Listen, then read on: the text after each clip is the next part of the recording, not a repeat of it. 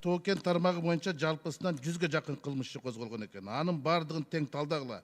Эмне үчүн ошол кылмыш иштери токтотулган, эмнеге жаап коюшкан, укук коргоо органдары Тоо кен тармагы боюнча кылмыш иштерин ачып эле, бирок аягынан чыгарбай токтото берсеңер, айыптууларды кое бербесеңер, анда Тоо кен тармагы кантип таза болот? Бул тармакты схемщиктер, коррупционерлер бардыгыңарды акчага сатып алып, Тоо кен тармагын каалагандай башкарып жатат деген сөз 2019 жылдын 30 январында урматтуу президентибиз Сооронбай Шариповичтин коопсуздук кеңешинде айткан сөзү, тактап айтканда тапшырмасы болчу.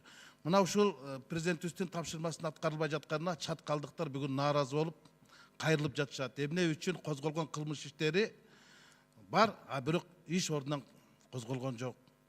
Тергөө жүрүп атат, темп жүргөн жок. Өкмөттөн комиссиялар келет, чыгарат барат, чай ичип кетет, эл эмнеге келгенин билбей деле калат дейт.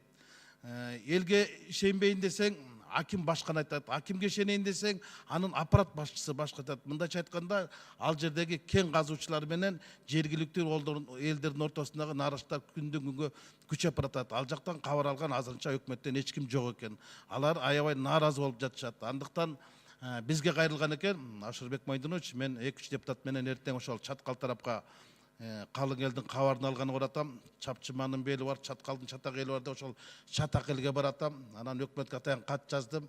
3-4 министрликтен, тиешелүү министрликтерден жиберип койсун, эл жутко барып ошол жерден чындыгын бир калкып келейик, калыстык сөзүбүздү айтып келейик деп, ушул боюнча бир көңүл берип, 4 кызматтын министрликтин орун басарларын жөнөтүп коюнчу сурандым. Ушуга көңүл коюп, анан ошолорду жөнөтүп берсеңиздер.